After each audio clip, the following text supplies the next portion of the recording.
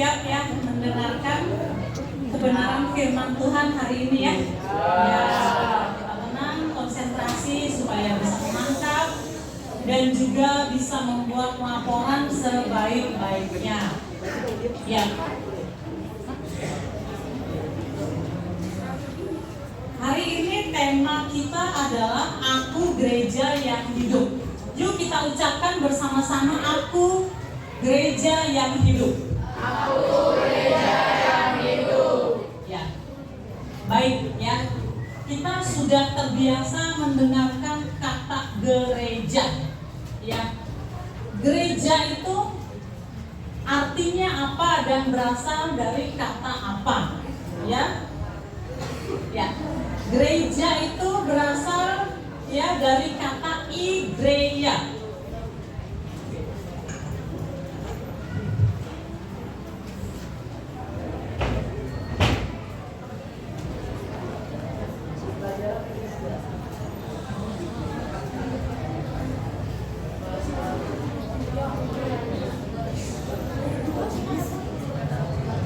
Ya.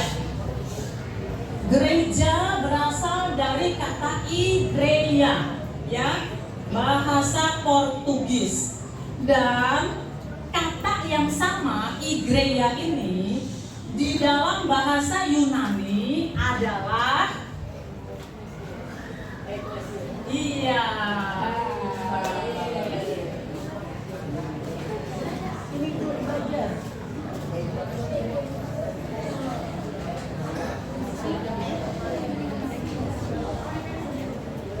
Ya. Jadi kata igreia dan kata eklesia ini artinya sama. Ya, artinya sama, punya arti yang sama. Yang satu berasal dari bahasa Portugis, satu berasal dari bahasa Yunani. Igreia, lalu bahasa Indonesia menjadi gereja.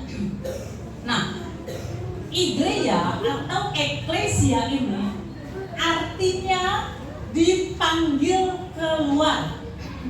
Dipanggil keluar. Apa sih maksudnya dipanggil keluar? Ya, maksudnya begini, ya. Kumpulan dari orang-orang yang dipanggil keluar dari dunia. Dunia kita ini punya sistem, punya tatanan, punya pola pikir, punya cara pandang, cara hidup, ya, yang disebut cara hidup dunia. Nah, orang hidup menurut cara hidup dunia, dia hidup semau-maunya. Ya, mungkin ada yang berpikir tentang materi, tentang kepuasan, ya, atau sifat-sifat lain yang sifatnya duniawi. Nah, oleh karena itu, kumpulan dari orang-orang yang percaya kepada Tuhan Yesus dipanggil keluar dari sistem dunia, keluar dari tatanan dunia. Supaya apa? Supaya dipanggil menurut tatanan atau sistem kerajaan Allah. Ya, jadi itulah yang artinya dipanggil keluar. Orang-orang percaya kepada Tuhan Yesus atau orang-orang pilihan, mereka keluar dari sistem atau tatanan dunia untuk masuk kepada sistem kerajaan Allah. Ya, sistem atau tatanan kerajaan Allah. Jadi itulah yang namanya dipanggil keluar. Kitanya tetap sama tinggalnya di dunia. Memang kita tinggal di dunia. Kita masih hidup, belum meninggal. Kita tinggal di dunia. Tapi kita harus punya aturan-aturan yang berbeda, punya pola pikir yang berbeda, ya, nggak semau-maunya. Ya, kita punya peraturan-peraturan yang benar, ya, sesuai kerajaan Allah. Kita punya pola pikir, punya keinginan, punya kehendak yang berbeda dengan kehendak dari dunia. Nah, gereja di dalam Alkitab yang artinya adalah dipanggil keluar ini, yaitu igreia atau eklesia ini, di dalam Alkitab, gereja atau igreia atau eklesia ini adalah orang-orang yaitu orang-orang yang percaya Yesus yang dipanggil ya keluar menjadi satu komunitas. Jadi bukan bangunannya atau bukan organisasinya. Ya, kalau bicara gereja kita sering tanya, gerejanya di mana? Itu loh di Jalan Kebayoran Lama. Itu loh gerejanya di Kebayoran Baru.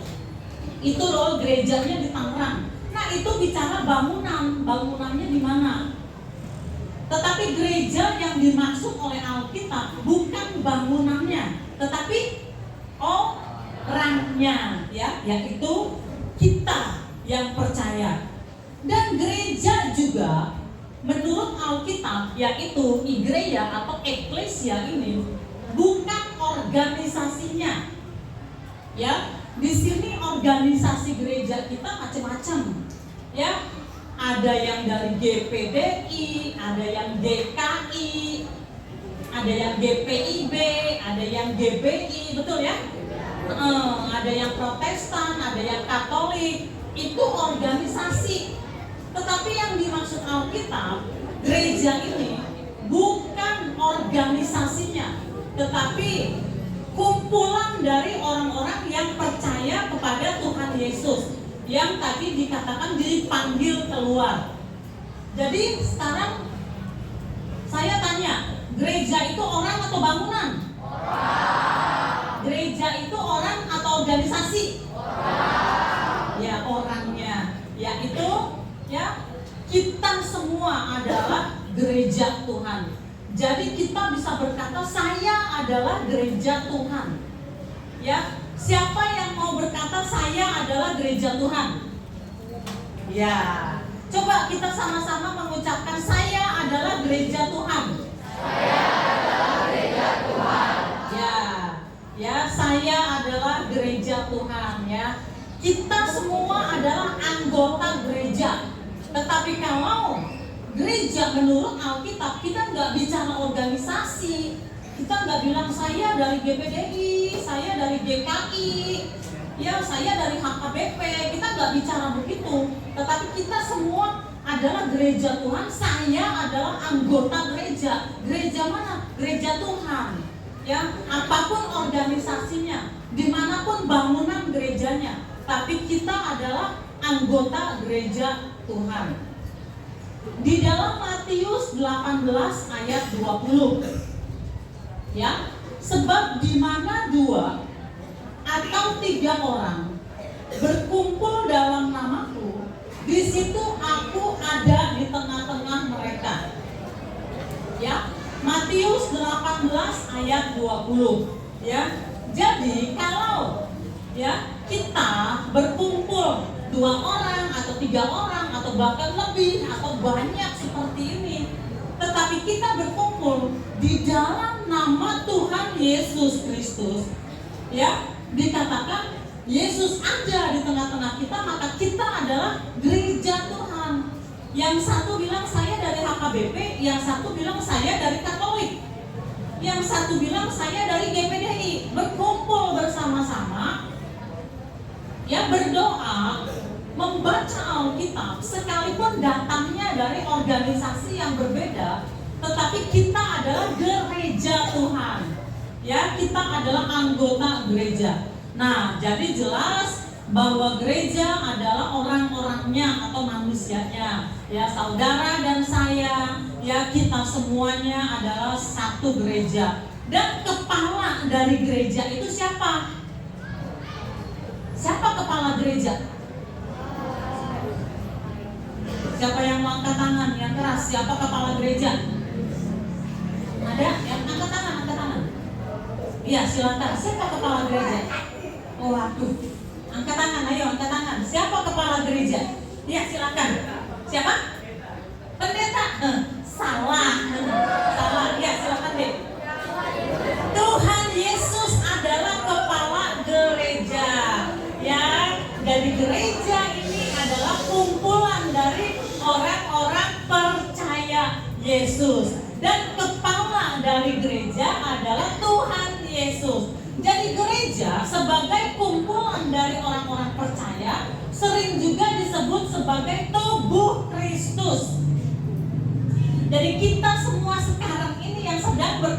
di sini kita adalah tubuh Kristus. Ya, di sini siapa yang dari HKBP yang angkat tangan? Siapa yang dari Katolik angkat tangan? Siapa yang dari GKI, GPIB, GBI? Waduh banyak. GPDI. Ya, secara turun tangan, terima kasih.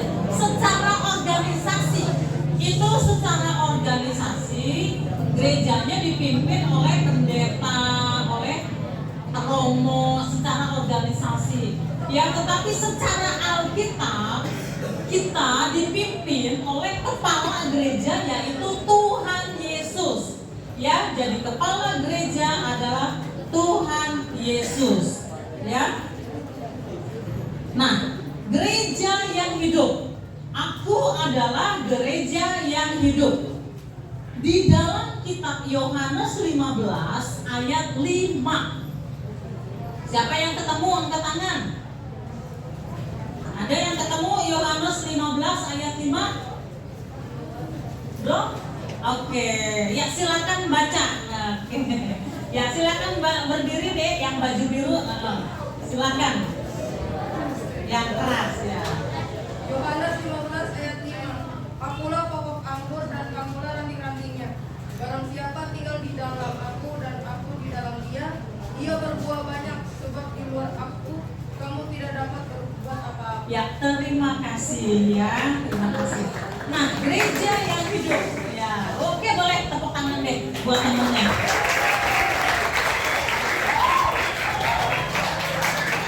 Oke, ya.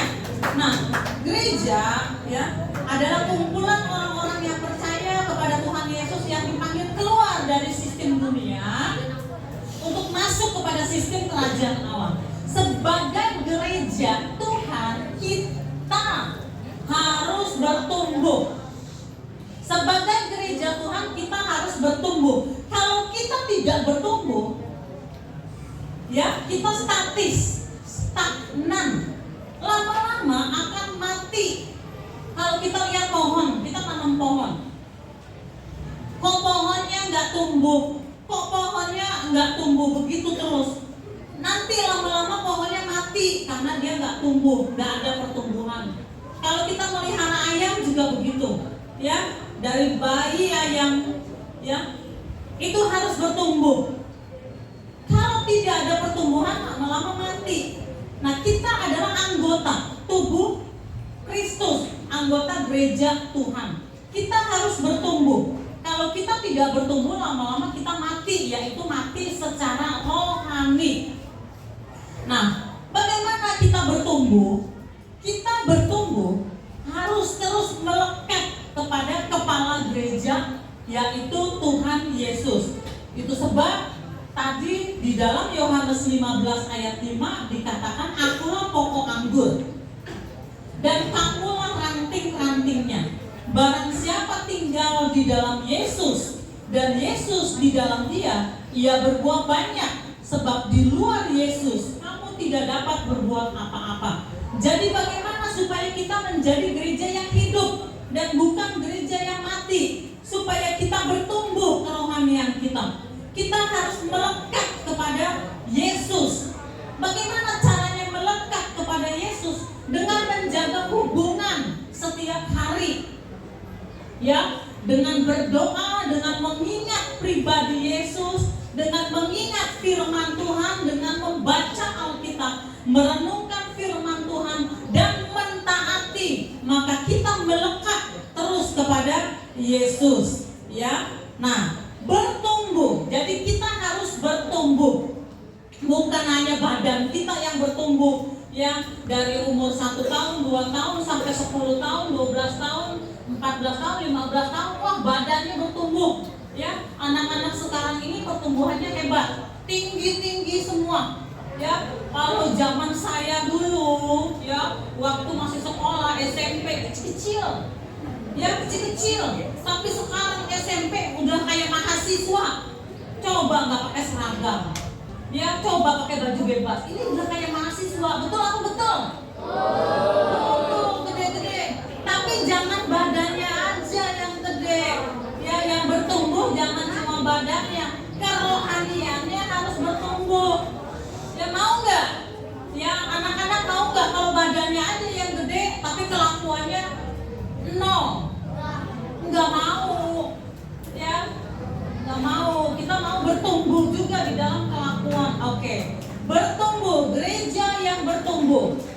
Gereja yang hidup adalah gereja yang bertumbuh.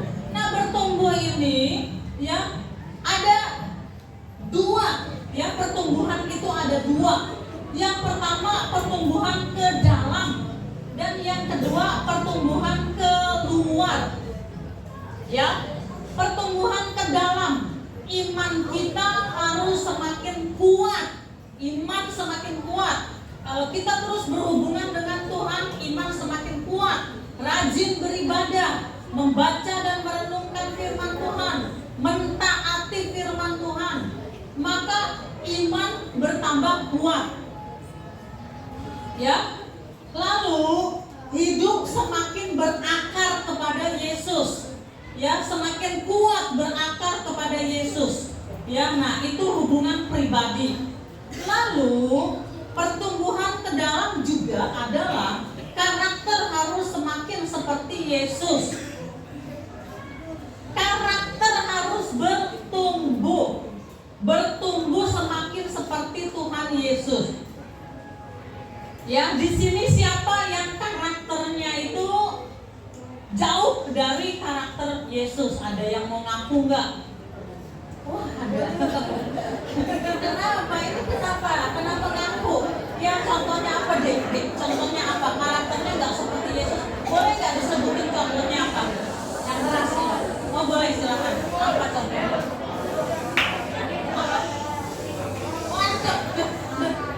Ya, contohnya salah satunya sering berbohong. Ya, itu karakternya tidak seperti Yesus. Mau berubah nggak?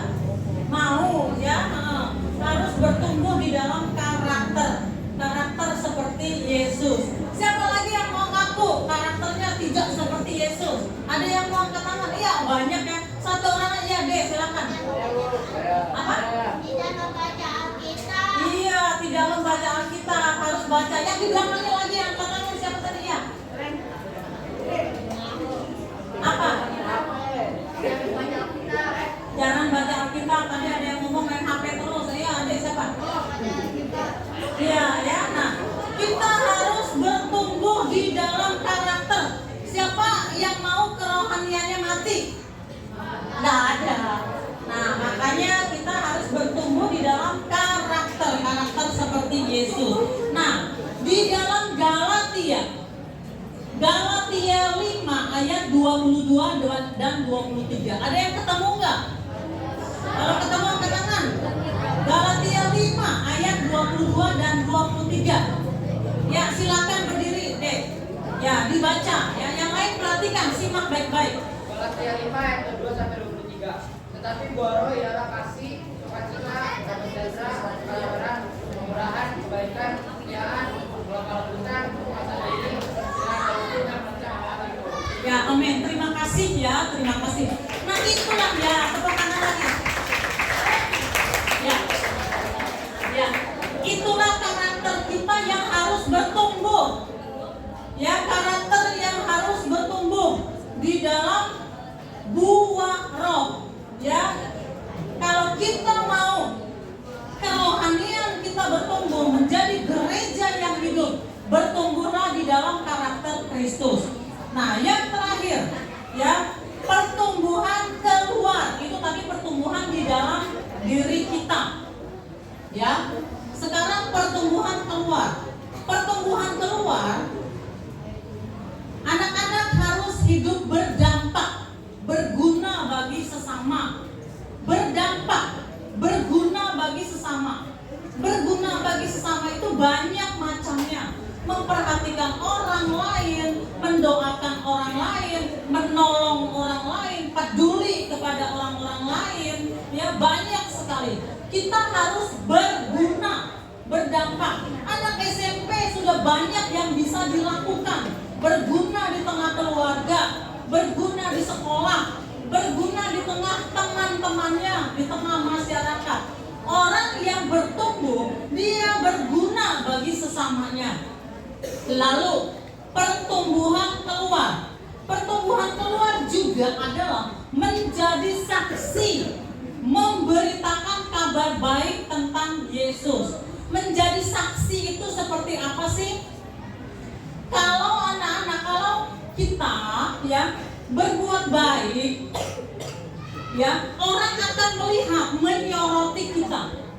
Lalu orang bilang, oh dia orang Kristen loh, dia anak Tuhan Yesus. Itu sudah menjadi saksi.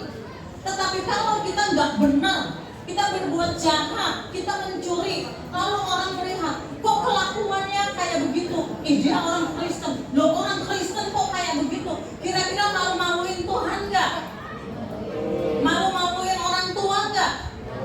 Nah, jadi kita bertumbuh keluar itu menjadi saksi, ya. Dengan kelakuan kita bisa menjadi saksi, memberitakan kabar baik tentang Yesus, ya. Katakan kepada teman-teman, orang-orang yang nggak pernah ke gereja, ajak ke gereja. Orang-orang yang nggak mau ibadah, ya ajak ibadah. Oh ya, kita kasih tahu orang-orang yang hidupnya nggak benar, hidupnya nggak baik. Kita kasih tahu, itu sudah menjadi saksi. Lalu yang terakhir, membawa jiwa-jiwa kepada Tuhan Yesus. Ya, orang yang belum kenal Tuhan Yesus, yang belum percaya Tuhan Yesus, yang belum menerima keselamatan, kita kasih tahu dan kita ajak mereka datang kepada Tuhan Yesus. Jadi kita bertumbuh, ya, ke dalam dan keluar. Salah satu contoh bertumbuh ke dalam apa? Ada yang mau angkat tangan nggak? Bertumbuh kan keluar dan ke dalam, ya. Nah, yang ke dalam salah satu contohnya apa? Satu aja. Ada yang mau angkat tangan? Wah, nggak ada. Ya. Kalau begitu bertumbuh keluar, ada yang mau kasih contoh satu aja? Oke. Sekarang pertanyaan yang paling gampang, yang lebih gampang. Pertumbuhan itu ada dua jenis, yaitu ya, ke dalam dan keluar. Ya, nanti kalau mau bikin laporan bisa lihat rekamannya, ya, bisa lihat rekamannya. Nah, kita ya di dunia ini, kita hidup di dunia ini, jangan hanya mengejar keinginan dunia. Ada banyak orang kehilangan maksud dan tujuan Allah di dalam dirinya. Ya, ada banyak orang meskipun memiliki apa yang ada di dalam dunia, yang ditawarkan oleh dunia, tetapi hidupnya tidak bahagia. Ya, kita nggak mau seperti itu. Matius 16 ayat 26.